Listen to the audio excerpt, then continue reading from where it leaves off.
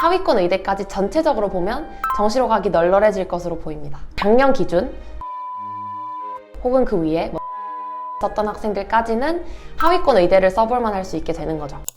여러분 안녕하세요, 민영쌤입니다. 오늘은 의대 정원 확대가 입시에 어떤 영향을 미칠지 이야기해 보려고 합니다. 자, 최근에 2025학년도 의대 정원이 늘어난다는 발표가 있었죠. 수시, 정시 각각 얼마나 널널해지는 건가요? 혹은 현역들은 수능 최저 맞추기 더 어려워지는 거 아닌가요? 혹은 자연, 인문 둘 다 영향을 받나요? 등등 많은 질문을 해주시더라고요. 그래서 오늘은 의대 증원 관련해서 각 잡고 이야기를 해보려고 합니다.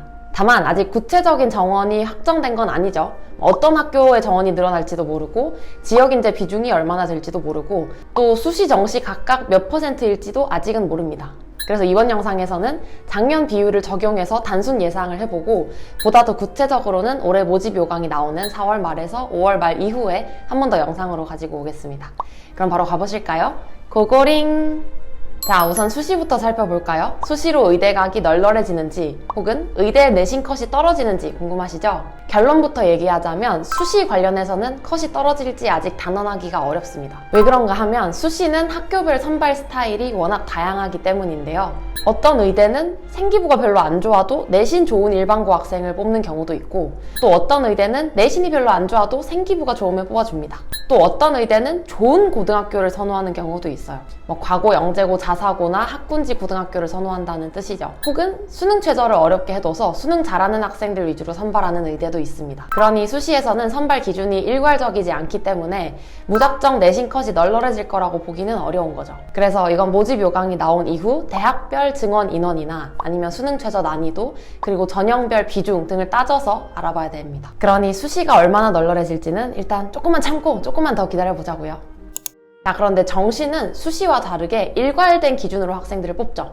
수능 성적으로 학생들을 뽑습니다. 물론 정시에서도 학교별 반영비는 다르지만 기본적으로는 수능 성적으로 원서를 쓰기 때문에 수시보다는 조금 더 직관적으로 예측이 가능합니다. 자, 그럼 정시로 의대를 가는 건 얼마나 널널해질까요?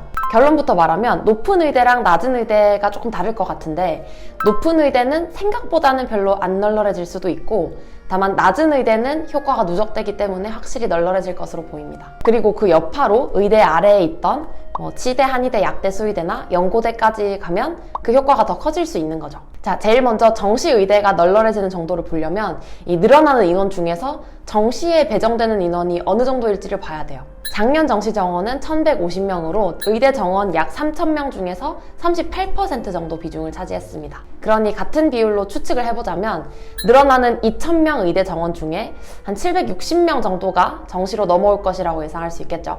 근데 여기서 포인트는 이 늘어나는 760명 중에 상위권 의대의 비중이 크지는 않을 거라는 점입니다. 예를 들어서 정시로 인서울 의대가 목표일 경우 인서울 의대 가기가 쉬워지려면 그 메이저랑 인서울 의대의 정원이 늘어나야 되잖아요. 근데 지금 분위기는 그렇진 않아요. 미니 의대나 지방 의대 위주로 증원하게 될 확률이 높기 때문에 메이저나 인서울 정도를 보면 증원을 해봤자 몇십 명 정도 규모겠죠.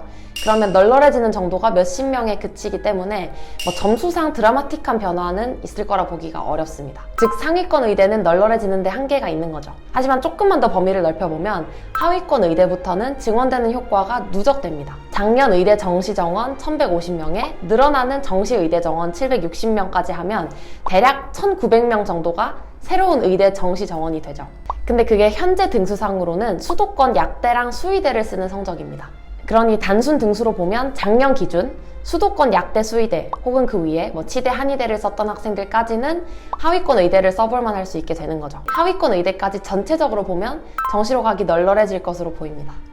그렇다면 혹시 정시에서도 지역인재만 많이 늘어난다면 컷이 어떻게 변화할까? 지금 현재 기준으로 지역인재는 일반 전형 대비 한두 문제 정도 널널해요. 근데 이 정도 성적이면 지역인재를 못 쓸 경우에 치대나 한의대를 갔단 말이죠. 즉 지역인재가 많다고 해도 기존의 치대, 한의대 선이랑 맞물려 있으니 그 이하 라인에서는 760명 의대 증원되는 효과를 그대로 받는다고 보시면 되겠습니다. 즉 일반 전형의 정시 의대 컷은 지역인재 비중에 따라 널널해지는 정도가 다를 수는 있겠으나 치, 한, 약수선에서는 지역인재 비중과 무관하게 널널해진다고 봐야 되는 거죠. 그러면 연쇄적으로 의치안보다 아래에 있던 연고대선부터는 증원 효과가 완전히 다 적용이 됩니다. 지금까지 정시 이야기만 했지만 사실 수시에서 의대가 늘어나니까 정시로 연고대선이던 현역이 수시로 붙어버리면 그만큼 정시는 더 많이 널널해지는 거죠. 그러니 연고대선에서는 늘어나는 정시 인원인 760명이 아니라 800, 900, 1000명 가까이 널널해지는 효과가 나타날 수도 있을 것 같습니다. 자, 이렇게 해서 오늘은 의대 정원 증가에 따른 입시 변화에 대해 알아봤습니다. 의대 정원이 느니까 여기저기서 N수생이 역대급으로 는다, 갑자기 수능을 준비한다 이런 소문들이 들리는데 이와 관련해서는 또 나중에 모의평가나 수능 응시 인원이 나오면 또 다뤄보도록 하겠습니다. 그럼 저희는 다음 영상에서 만나요. 안녕!